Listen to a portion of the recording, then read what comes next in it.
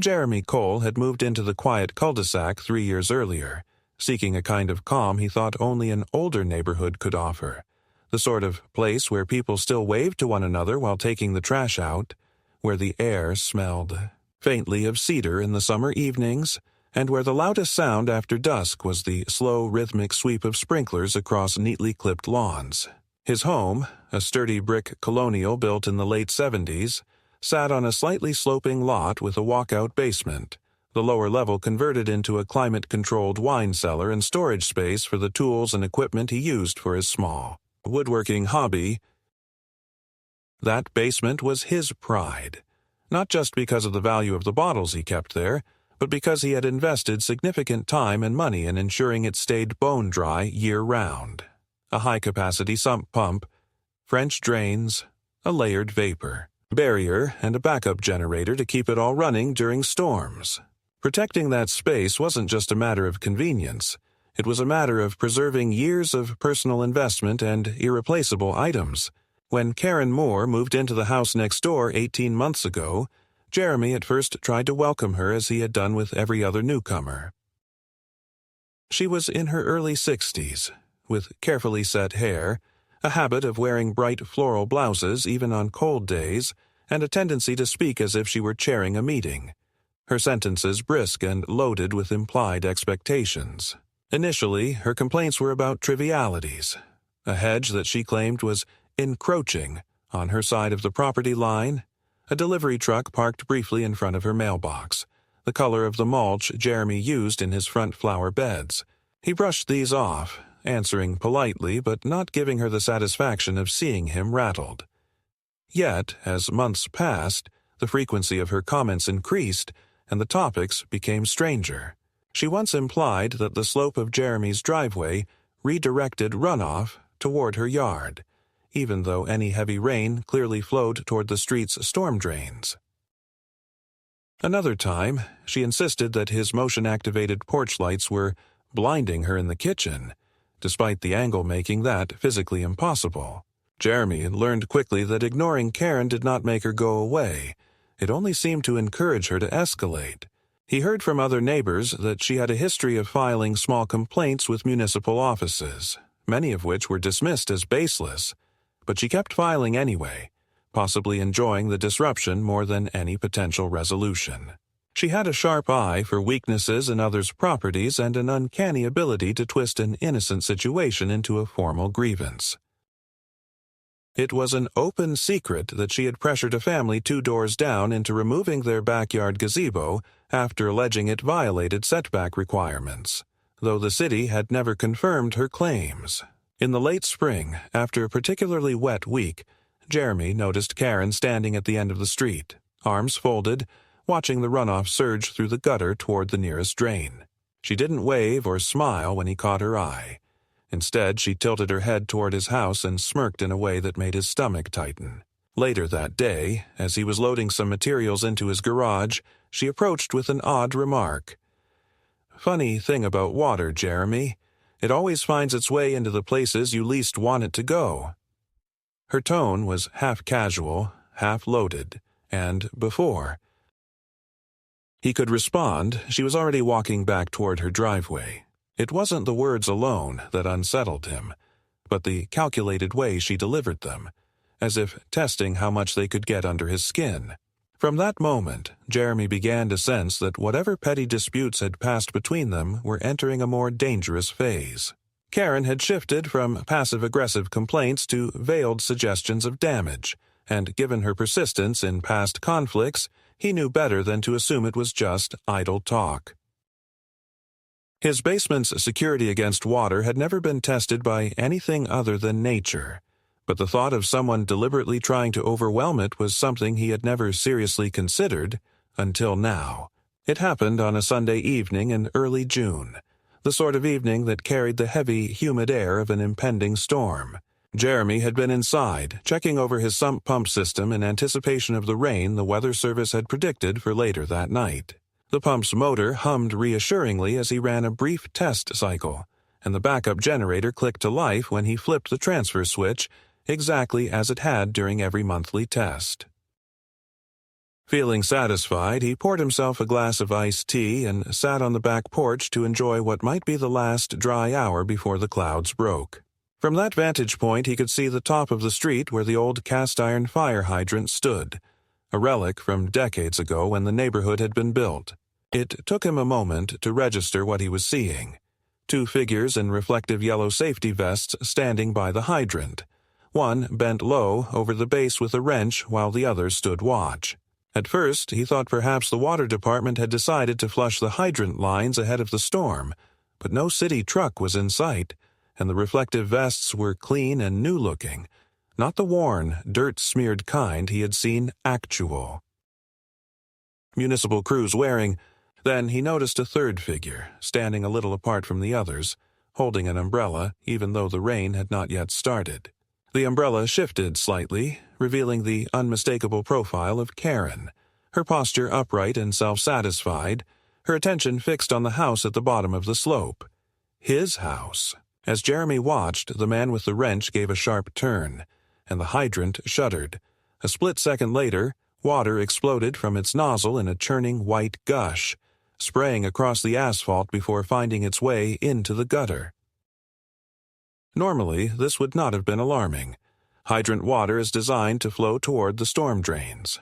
But Jeremy's stomach dropped as he followed the line of the street with his eyes and realized that the drain nearest his property had been rendered useless. From where he sat, he could see that the grate was covered in a dense mat of debris, branches, gravel, and what looked like construction offcuts that had not been there that morning when he had driven past. The water from the hydrant bypassed the blocked drain entirely and surged down toward his driveway, where it pooled and began to spread across the concrete like an advancing tide. In an instant, the calm of his evening was gone. Jeremy set down his glass, jogged into the garage, and yanked open the storage cabinet where he kept heavy-duty work gloves and a flat-edge shovel. Even as he grabbed them, he knew that clearing the drain in time was unlikely. The sheer volume of water pouring from the hydrant was more than any single outlet could handle, and even if he managed to remove the blockage, it might not prevent some of it from spilling toward the side of his house. The slope of the street, subtle though it was, acted like a natural funnel, directing the current toward his property. His best chance was to slow the inflow, keep as much as possible from reaching the basement windows, and buy time for the ground to absorb what it could.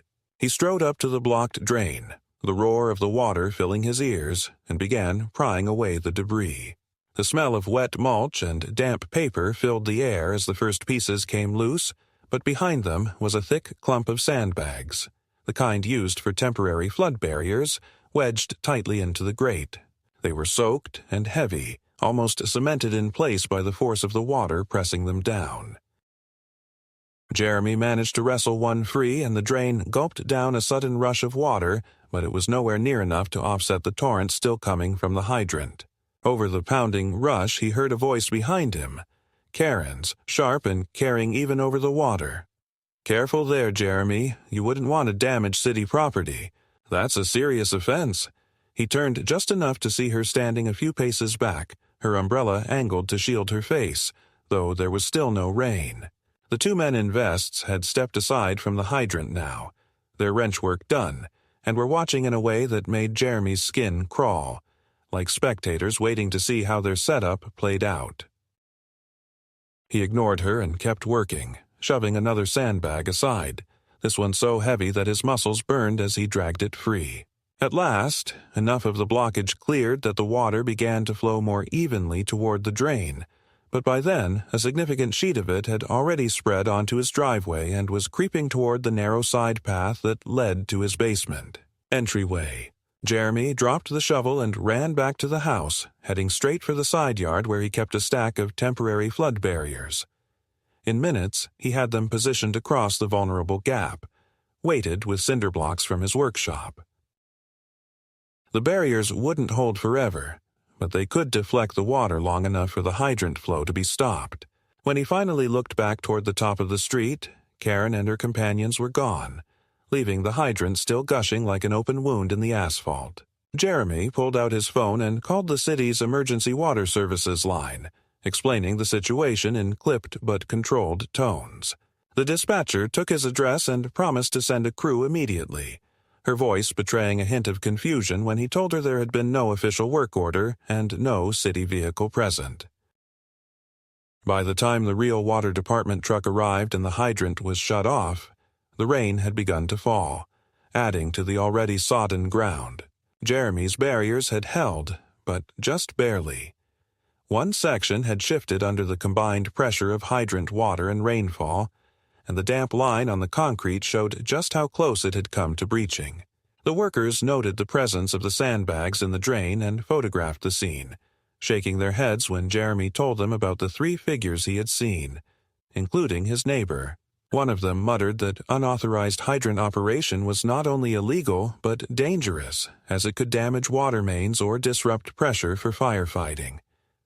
Standing there in the thickening rain, Jeremy felt a cold certainty settle in his chest. This had not been a random act of vandalism or a harmless prank. It had been planned, prepared in advance with a blocked drain, and carried out by people who knew exactly what they were doing. And Karen's presence, umbrella in hand before the first drop had fallen, was no coincidence. This was the opening move in something far more deliberate. The morning after the hydrant incident, Jeremy woke to a faint but unmistakable smell of dampness lingering in the lower stairwell leading to his basement. The barriers had held, and no visible flooding had entered, but the sheer volume of water that had pressed against the outer wall for nearly an hour had left the concrete darker in places, the air slightly heavier. He checked the sump pump again, relieved to find it operating normally, yet his relief was tempered by the knowledge that the system had been tested in conditions it was never meant to face. Over breakfast, he reviewed the photos he had taken of the blocked drain, the gushing hydrant, and the wet line creeping toward his basement door, each image a reminder that someone had come within inches of causing thousands of dollars in damage. By mid-morning, the city water department had sent him a brief email summary of their response. It confirmed what he already knew. There had been no authorized work at the hydrant, no request logged in their system, and no personnel dispatched. They thanked him for reporting the misuse and noted that an internal review would be initiated, though Jeremy knew that in municipal language such phrases often meant the matter would languish in bureaucracy unless pushed. His instinct told him this needed to be documented beyond the city's records, so he forwarded the email to his homeowner's insurance provider, along with his photographs and a concise written account of the event, careful to avoid personal accusations, while stating the facts as he had observed them. He had no intention of letting anyone argue later that he had exaggerated or imagined what had happened. 2 days passed without sight of Karen, which was unusual, given her habit of being in her yard or driveway at least once a day, often with a reason to just happen to cross paths with him. On the 3rd day, as Jeremy returned from a supply run to the hardware store, he found a man in a city-issue reflective vest standing at the base of his driveway, clipboard in hand. The vest, this time, was worn and smudged, and the man's ID badge, clipped to the front, bore the seal of the Municipal Code Enforcement Office. Jeremy parked and walked down to meet him, his mind already ticking through possibilities. The inspector, introducing himself as Michael Rivers, explained that a complaint had been filed alleging unauthorized modification to drainage structures on Jeremy's property, specifically referencing the barriers and cinder blocks that had been placed near the basement entryway. Jeremy felt a slow burn of disbelief and anger rise in his chest. The barriers, he explained, were temporary, deployed during an active water emergency to prevent damage from an illegally opened hydrant.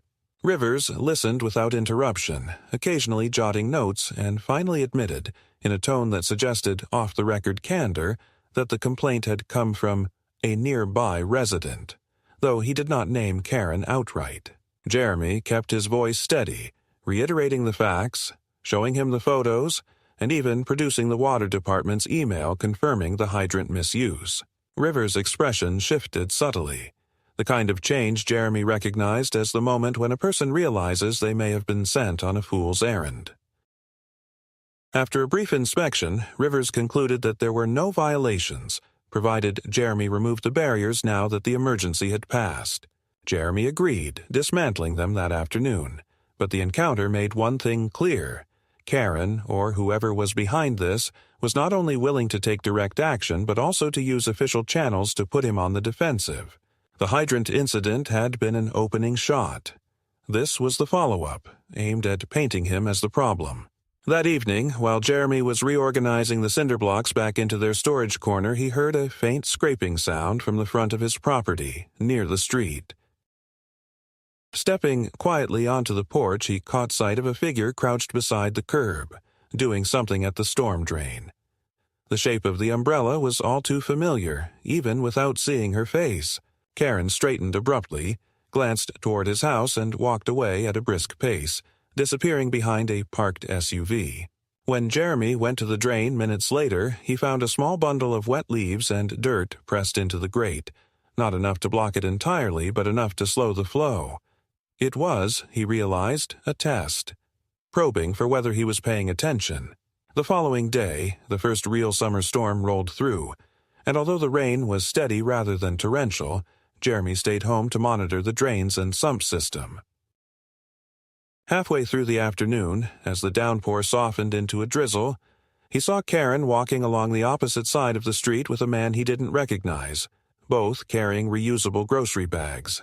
As they passed the hydrant, the man glanced at it, then at Karen, and she smiled.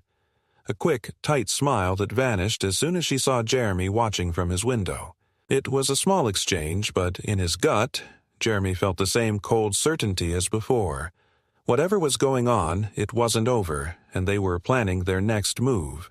He began keeping a written log that night, recording not just the obvious incidents, but also the small, seemingly minor details.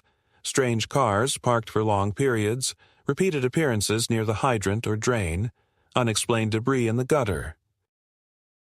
He stored the log with copies of all his correspondence and photographs, building a file that was equal parts insurance and quiet preparation. He didn't need to play detective himself. He just needed to be ready when the right authority finally looked closely enough.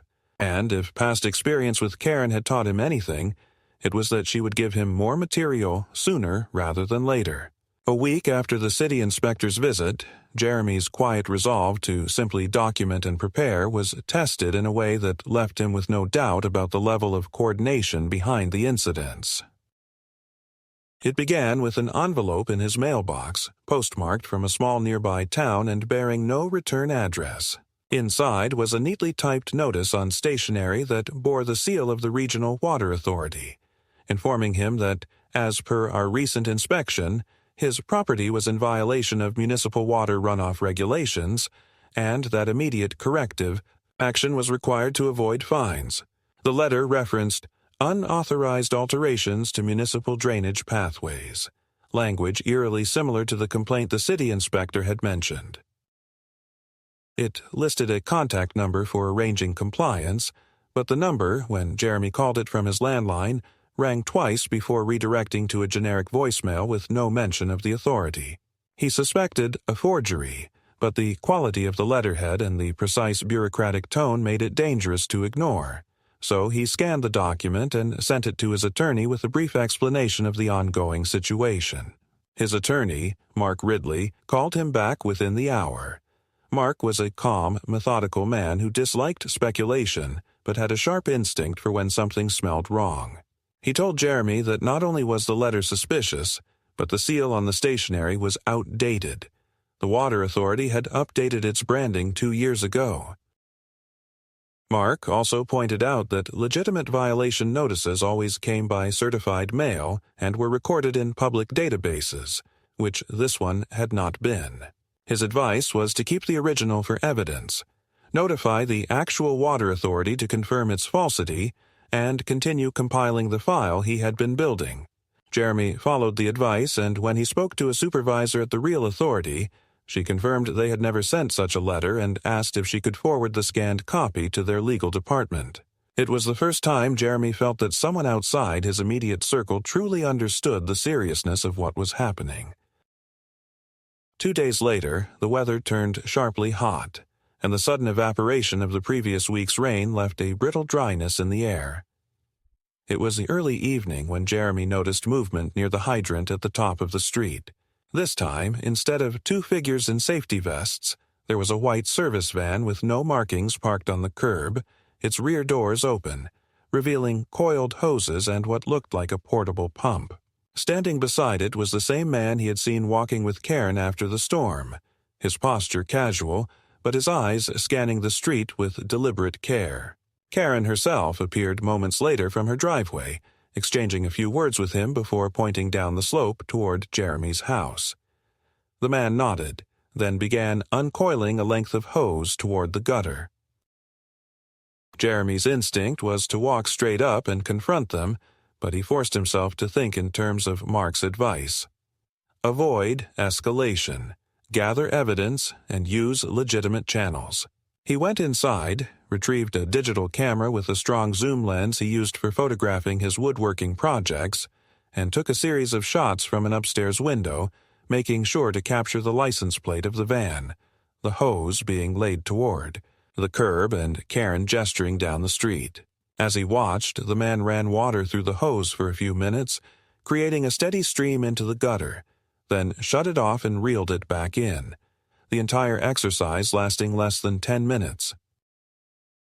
The van drove away, and Karen lingered for a moment at the hydrant before returning to her property. Later that night, Jeremy was startled awake by the low hum of running water. It was just after midnight, and when he stepped out onto the porch, the street looked empty in the dim light, but the sound was unmistakable, water moving swiftly through the gutter toward his driveway. He grabbed a flashlight and followed the sound uphill, stopping halfway when the beam revealed the source. The hydrant was open again, though this time the flow was lower, almost a steady spill rather than the previous violent gush. The effect was the same, however. The water sought the lowest point, bypassing the storm drain, which had once again been partially blocked by leaves and debris. Jeremy pulled out his phone and called the city's emergency water line, giving them the location and describing the situation in a flat, controlled tone. He didn't mention Karen by name. He simply reported an unauthorized hydrant opening and drain obstruction. The dispatcher told him a crew was already in the area and would respond within 15 minutes. True to the promise, a marked water department truck pulled up shortly after, two uniformed workers stepping out and moving directly to the hydrant. One of them examined the operating nut with a small flashlight, then looked toward Jeremy and said, "This wasn't opened with a city key. Whoever did it used a wrench." He added that the tamper marks were fresh, likely within the past hour. When the hydrant was closed and the water flow stopped, Jeremy walked back toward his house, the workers following with their equipment. One of them, a younger man with a clipped, matter-of-fact tone, said quietly, "If you're seeing this more than once, document everything. This kind of thing can get dangerous." Jeremy nodded, feeling a grim validation.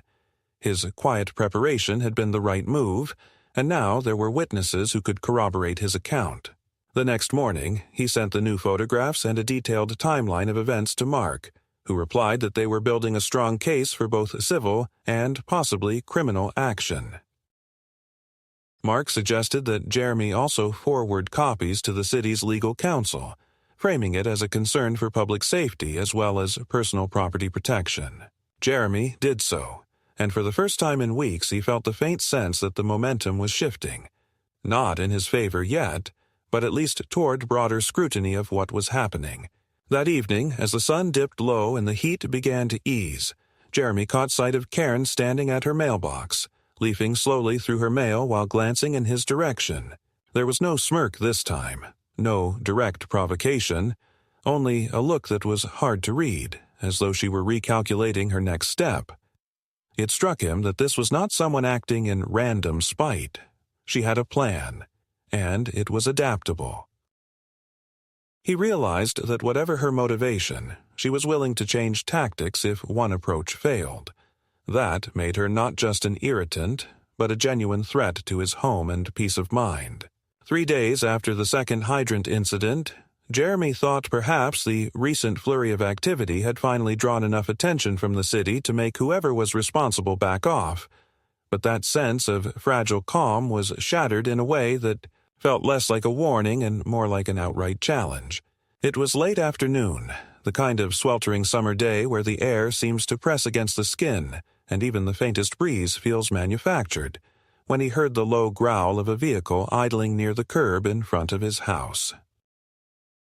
Looking out the living room window, he saw a dark blue pickup truck parked just beyond the edge of his driveway. In the bed of the truck was a large, portable water tank fitted with a pump and hose reel, the kind used for landscaping or small-scale construction. Standing beside it, speaking in a low voice to the driver, was Karen. She was dressed more casually than usual, in a wide-brimmed hat and a sleeveless blouse, but her posture was the same, upright, authoritative, like she was directing a small operation.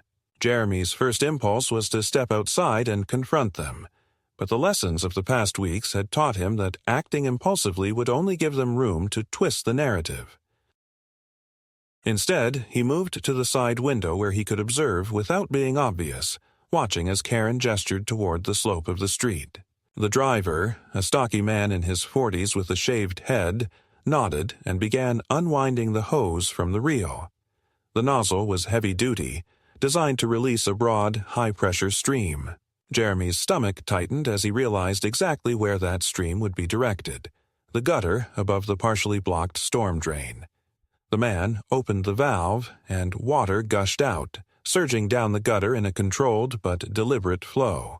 It wasn't as dramatic as opening the hydrant, but it didn't need to be. The blockage, even if partial, would divert enough of the water toward his driveway to put strain on his basement defenses. Jeremy quietly stepped away from the window, retrieved his camera from the shelf, and returned in time to capture clear images of the truck's license plate, the tank, the hose in use, and Karen standing only a few feet away, watching the water's path. With apparent satisfaction. After 10 minutes, the water flow stopped, the hose was rewound, and the truck pulled away without a word. Karen lingered for a moment, glancing toward his house before walking back to her property. Jeremy waited until she was out of sight before stepping outside to inspect the situation. The gutter water had spread into the lower edge of his driveway, and the damp mark along the side path to his basement entry showed just how close it had come to breaching the first line of defense. The sandbags he had quietly placed behind the wooden barriers after the last incident had done their job, but the message was clear. This was a probing attack, a way of testing his preparations without attracting too much outside attention. That evening, Jeremy called Mark to relay what had happened. Mark's reaction was sharper than usual, his tone carrying an edge of urgency. He told Jeremy that this was no longer a matter of neighborly harassment. The repeated targeting of his property using water as a weapon could be construed as criminal mischief or even reckless endangerment, particularly if it jeopardized structural integrity. Mark advised that they file a formal complaint with the police, not just the city's water department, and that Jeremy provide them with the photographs, license plate information, and the ongoing log of events. Jeremy agreed, and within the hour, a patrol officer arrived at his home. The officer listened carefully as Jeremy laid out the timeline, flipping through the file with visible interest. When he saw the images of the truck and the hose, he paused to note the plate number and radioed it in. The return came back as belonging to a small landscaping company located 2 towns over. The officer remarked that it was unusual for such equipment to be used in a residential neighborhood without a clear landscaping job in progress. Jeremy confirmed there had been no visible work on Karen's property or anywhere nearby. The officer promised to follow up with the company and to note the incident in an official report, which would be forwarded to both the police department's property crimes unit and the city's legal counsel. 2 nights later, around 11 p.m., Jeremy was in his workshop in the basement when the faint hum of running water reached his ears again. This time, he moved quickly, slipping out the side door and making his way toward the street without turning on any exterior lights. The moon was bright enough to cast faint shadows, and he could just make out a figure crouched near the storm drain.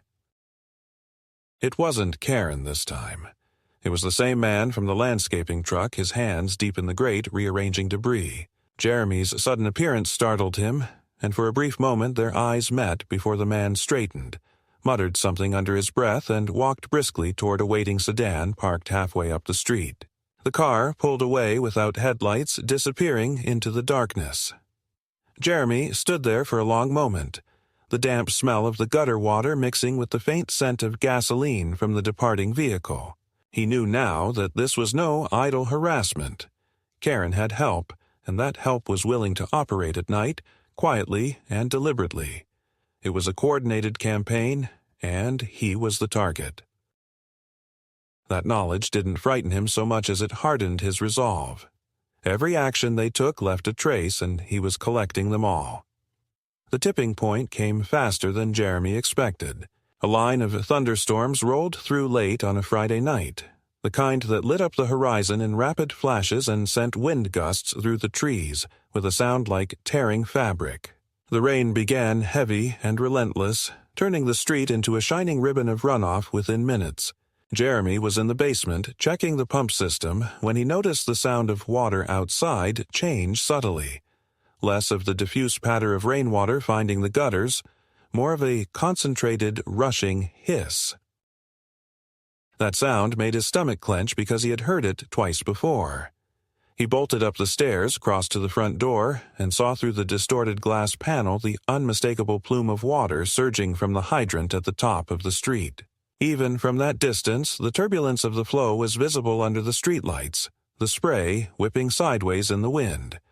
He grabbed his rain jacket and stepped into the storm, water striking his hood with a constant drumbeat. The storm drain above his property, already strained by the natural runoff, was once again choked with debris. Thicker this time, almost deliberately packed to create a dam. And standing there in the downpour, like a figure carved out of spite, was Karen, her umbrella tilted low, speaking to the same man from the landscaping truck. He was holding a wrench, the kind used for opening hydrants, and his posture was casual, as if the chaos around them was simply part of the plan. Jeremy didn't shout. The storm would have swallowed his voice anyway. Instead, he pulled out his phone and began recording, not just the hydrant, but their positions, their movements, the water surging toward his driveway. His boots sank slightly into the grass along the side path as he moved to check the barriers, which were already holding back a shallow sheet of water that pressed against them like a living thing, searching for a way through. The pump in the basement was running hard, its outlet spilling into the back drainage ditch in a steady arc, but the pressure was building faster than it could relieve. Within 10 minutes, a set of headlights cut through the rain as a city water department truck pulled up, its warning lights strobing red and amber. 2 workers jumped out, moving toward the hydrant with practiced speed. Karen stepped back immediately, her umbrella shifting just enough for Jeremy to see the flash of irritation on her face. The man with the wrench hesitated, then set it down on the curb as if distancing himself from the act. But it was too late. The water department crew had seen enough. One worker began closing the hydrant valve, his whole body braced against the torque, while the other exchanged a few clipped words with Karen. She gestured broadly toward Jeremy's house, clearly trying to shift the focus, but the worker's expression remained impassive. The police arrived not long after, their cruiser pulling in behind the water truck. The officer who stepped out was the same one who had taken Jeremy's earlier report, and recognition flickered across his face. He listened as the workers explained that the hydrant had been forcibly opened again, and that the drain obstruction looked intentional. When Jeremy provided his phone, still recording, the officer reviewed the footage quickly, his jaw tightening before he slid the device back to him and asked if he could forward the file as evidence. Jeremy agreed without hesitation. The scene had the surreal quality of a long-brewing storm finally breaking, not just in the sky, but in the tension that had been building for weeks. Karen was not handcuffed, but the officer took her statement separately, keeping her and the man with the wrench apart. The landscaping truck driver, perhaps sensing the way the night was turning, stayed silent, his eyes fixed on the pavement as the water swirled around their feet. By the time the hydrant was fully closed and the debris cleared from the drain, the worst of the rain had passed, and the flow toward Jeremy's basement had dropped to a harmless trickle. As the crews packed up, the officer approached Jeremy one last time, telling him that the repeated incidents, combined with the documented evidence, would be reviewed for possible charges. It was not a dramatic arrest, but it was a turning point. The first time that the pattern had been acknowledged by both the police and city crews in the same moment. Standing there in the fading storm, Jeremy felt the adrenaline ebb into a cold, steady clarity. The game had changed, and not in Karen's favor. The following week unfolded with a strange, uneasy quiet. The storms passed, the streets dried, and the constant edge of vigilance that had kept Jeremy on alert for weeks began to ease, though he remained watchful. His attorney, Mark, called with news that the city had formally requested the police reports, the water department's incident logs, and all photographic evidence, consolidating them into a single file for review by the municipal prosecutor. There was no guarantee of charges, but the step itself meant that the events were no longer just neighborhood drama. They were being treated as a matter of public safety. Karen's driveway remained oddly empty for several days. The landscaping truck never returned, and the hydrant at the top of the street bore a fresh city seal over its operating nut, a tamper-proof tag that would make any future interference impossible without immediate detection. Jeremy took the time to reinforce the last of his drainage defenses, not because he expected another attack, but because the weeks of tension had left him unwilling to take any part of his home's safety for granted. He replaced the older sandbags with a permanent floodgate system, cleaned and lined the ditch behind his property, and installed a discreet sensor at the basement entry that would alert him instantly if water levels rose beyond a safe threshold. It was work done with the calm satisfaction of someone taking back control, piece by piece. When he finally saw Karen again, it was from a distance, as she stepped out of her house to collect her mail. She didn't look toward his property, didn't offer a word or a glance, moving instead with a stiffness that suggested she understood the balance had shifted. Jeremy didn't wave or speak either. There was nothing left to say. The battle had been fought not with shouting matches or open confrontations, but with patience, documentation, and the steady application of facts until they became impossible to ignore. On a warm, quiet evening, a few days later, Jeremy sat on his back porch with a glass of wine from the cellar that had survived every test the summer had thrown at it. The sound of water, when it came now, was just the gentle murmur of sprinklers on a neighboring lawn, not the rush of sabotage in the gutter.